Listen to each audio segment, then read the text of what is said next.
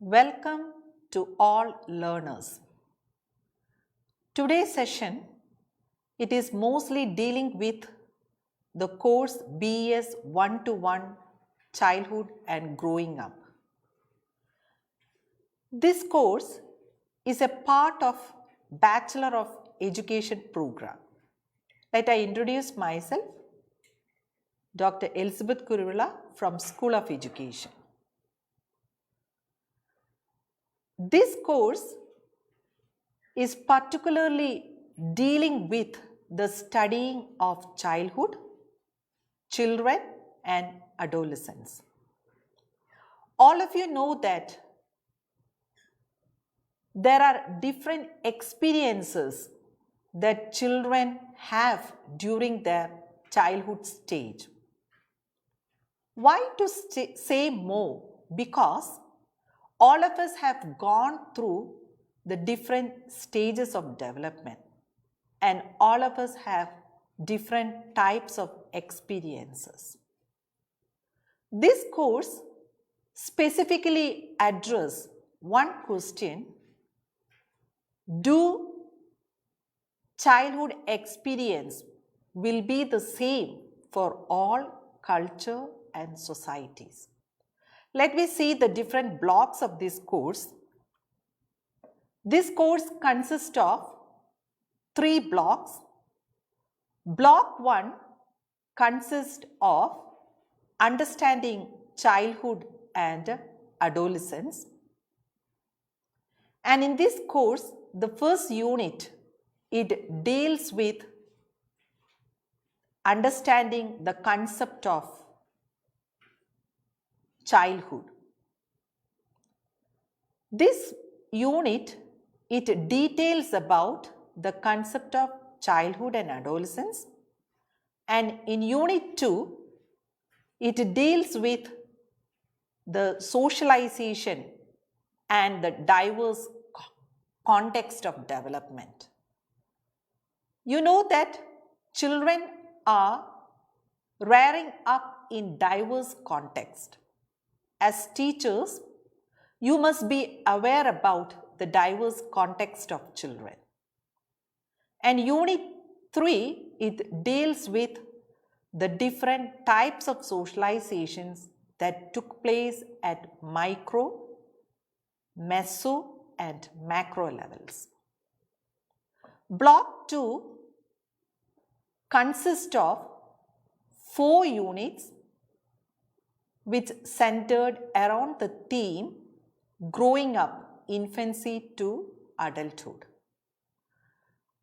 In unit 5, there the discussion is about the concept of growth and development. And unit 6 deals with the different perspectives in child development. When we look at the different perspectives, we have to analyze the perspectives in terms of biological, bioecological, lifespan and cognitive perspectives. Next, unit 7, it deals with the dimensions of development. You know that the dimensions occurring at physical level, social, moral and psychosocial development. And the next unit, that is unit 8, it deals with the methods of studying children and adolescents. What are the methods that a teacher can use in classroom and out of classroom to study about children? And the last block, that is block 3, it consists of 4 units and the focus is upon the critical debates in childhood and adolescence. And there in unit 9, it discusses how media influence the development of children, and unit 10, it deals with the contemporary issues affecting adolescents. And the last unit, that is Unit 11, it deals with child rights and the role of teachers in protecting child rights. And here, when we gone through this course, what are the expected learning outcomes? After completion of this course, the learner should be able to develop understanding of the growing up process of children in diverse contexts, examine the different perspectives in child development, analyze and reflect upon the impact of developmental context such as family, school, peer group and media on children's development, discuss issues of children and adolescents and to understand the need to provide life skills education to children. Let me see what is included in the first unit. When we look at the major theme, that is childhood as a social construction. When we hear the term child, what are the things coming to our mind? There are different understandings of child. Some may say that it is a matter of physical size and development, and some may focus upon the age criterion. Yes, age criterion is a major factor in defining child. And when we look at the important commissions and committees on child, especially the United Nations Conventions on the Rights of Child, it defines a child as a human being, those below the age of 18 years. But whether this age criterion is enough to define a child, not at all. We can see the different ways how the legislations and social policies define the term child. And some may concentrate upon the incapable of body and mind. Incapable in the sense that children, they are not able to take decisions on their own. They may depend upon the adults for support. And some may describe child as next generation. They are the future citizens of India. And lastly, we may see that the natural thing is that the children are so dependable upon adults.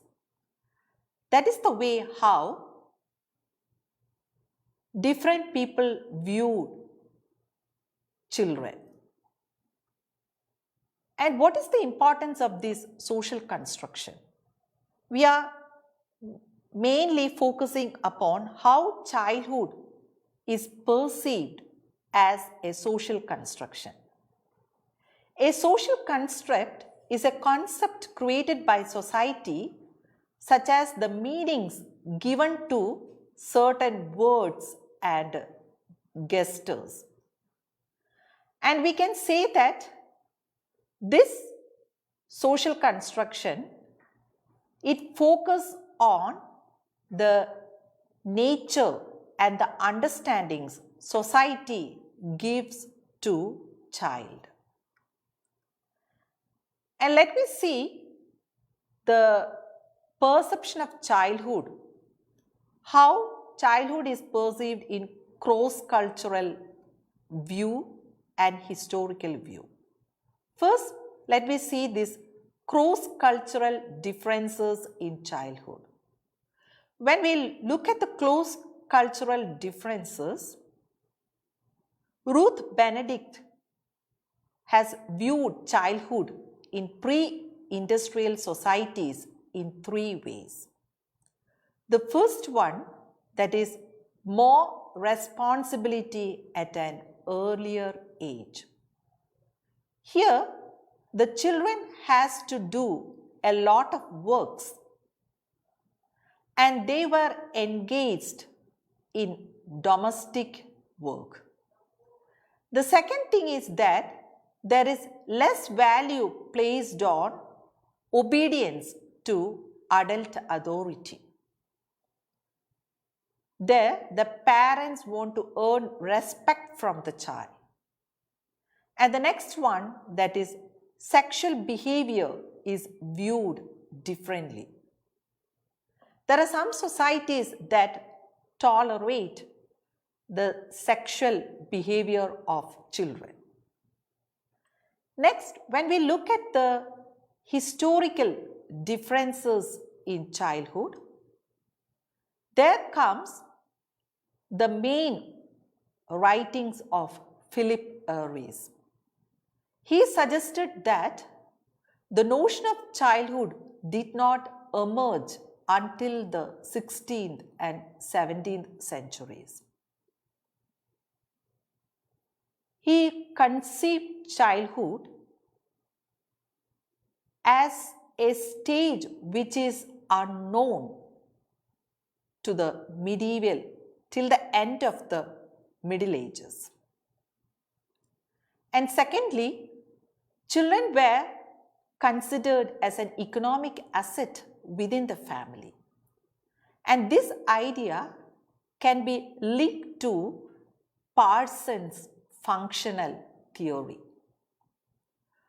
What is this theory states that in Parsons' functional theory, we can view two types of societies, that is pre-industrial society and post-industrial society.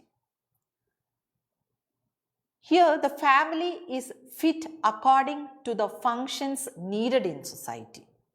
When we look at the pre-industrial society, that is mostly an agrarian society, so the family concept may be extended family.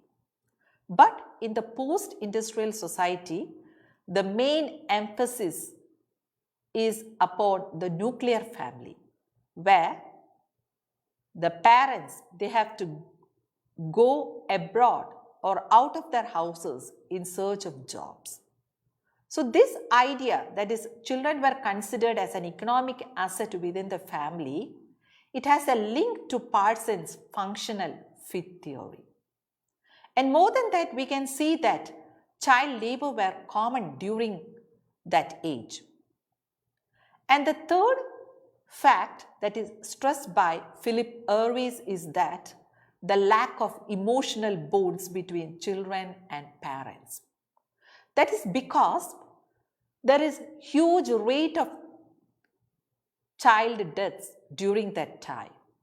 So there is the lack of emotional bond, and it is stated that sometimes parents never made any attempt to give a name to the newborn babies. And when we come again to the facts of children, how they are conceived, we can see that children are physically and psychologically immature compared to adults. And children are dependent on adults for a range of biological and emotional needs. Thirdly, children need a lengthy process of socialization which takes several years. And we know that the socialization process, it took place, the basic socialization process took place in the family, next school, peer group. And nowadays, the media exerts a great influence on socialization process of children. And lastly, we can see that children are not competent to run their own lives and cannot be held responsible for their actions. They are always dependent upon adults. Let me see the different views of childhood in different periods. The first one, childhood in the Middle Ages. When we look at the Middle Ages, like stated earlier, the stage of childhood did not exist during the Middle Ages. And when we look at the paintings, the portraits of the paintings of Middle Ages, of children, we can see that here on the screen itself, you can see some examples how children are depicted in paintings. Look at the dress. They are dressed, their clothes are dressed like an adult's.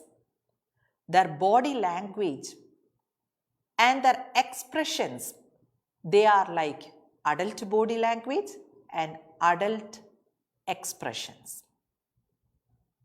So we can say that the children are considered as the replica of miniature adults. And when we look at the view of childhood in the 18th and 19th centuries, there also we can see that the concept of childhood didn't emerge much. And their childhood is perceived as a result of the construction of society. Or we can say that childhood as a social construct. And coming to the childhood in the 20th century, we can see a far different in the concept of childhood. They are conceived as a distinct stage of development where the children needs joy, happiness. There are different types of toys for them, and they are the important attention in family. When we look at Philip Perry's idea, that is children in pre-industrial society, there he emphasized that the concept of childhood did not exist. And next we can see that children were treated as little adults. Toys and games for children did not exist, and children were seen as an economic asset. They have to help their parents at home as well as outside. And their money is considered as an important asset for running the family members. So that the birth of a newborn, especially the male child, is celebrated as the birth of a breadwinner. That is, they are bringing money to the family. And next, let me think, why might the position of children improved since the Middle Ages? When we think of the Middle Ages, we can see that the major factor that influenced childhood is the notion of smaller families. What is this notion about? There, instead of the extended family, the nuclear family concept has emerged. And in smaller families, parents have enough time to look after the affairs of children. They are busy in looking after the interest of the child. The second thing, that is the decrease in infant mortality rate. You know that due to the better medical facilities, there occurs a specialized field in medicine, that is pediatrics. They are concerned about the welfare of the children. Hence, the mortality rate has come down. And the next one, that is the compulsory education. And we know that these children, they have to give education compulsorily. They have their own rights. And the next one, that is the welfare state. In the welfare state, there lies the importance of the welfare of all human beings, including children. And the next thing, that is consumerism. What is this consumerism emphasize? We can see that most of the products they are made in terms of children so that it can be sold easily. So this consumerism also play a major role in improving the plight of children. And the last one, that is the child rights. When we think of child rights, we can see that the major thing, the fundamental rights of children, that is the right to development, the right to protection, the right to participate. These are some of the fundamental rights of children. And more than that, the right to education.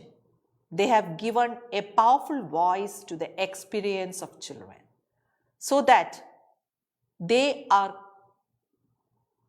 the right to do schooling. And here we can see that through these rights they enjoyed, when they come to school, they are able to develop their abilities at the fullest development. So these factors influence the position of children. And lastly, we can see why might child today not to be a positive experience. Why do we say that? Though we are in the modern age, yet whether all the children are experiencing the positive effect of childhood? No. What are the causes for that? We can see that child abuse, it occurs in various forms, that still there are children who go for labor, and sexual abuses, next bullying in schools. The children, they face this type of negative experiences. And when we come to the next factor, that is poverty, when we look at poverty, we can see that there are children who still marginalized. We can see the marginalized group of children who are growing up in discomfort zones. All the children may not be in the comfort zones. The growing up experiences of children may be varied. We can see there are migrant children and the children who are growing up in streets. Their experiences may not be positive. And lastly, the divorce that took place in family structures, it affects negatively the minds of children. When we look at the structure of family, we can see that family consists of various structures.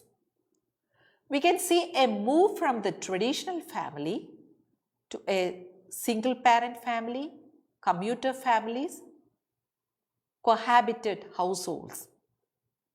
So there are different family structures arising in present society.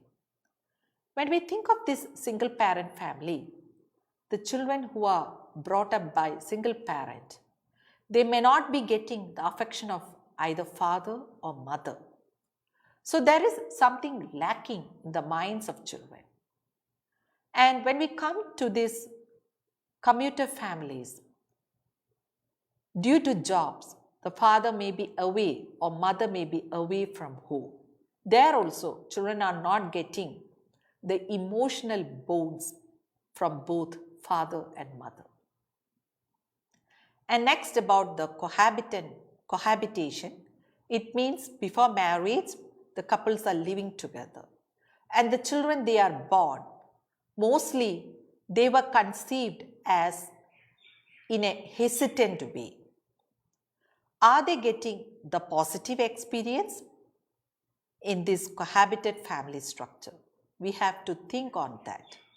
So, a teacher should understand these all perspectives of children, how they are perceived and how they can be given a positive experience.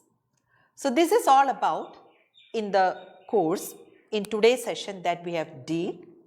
And I thought that all of you get an understanding about what is childhood and why is it important in learning about the childhood. Mostly we may think that we have to be active on to know only the biological development of children. It is not like that. More than as a stage of development, childhood is an important factor. We have to think that childhood is very important. That stage, what we nurture, how we nurture the child, that retains for a longer time. So, the teacher should get a better understanding about the concept of childhood.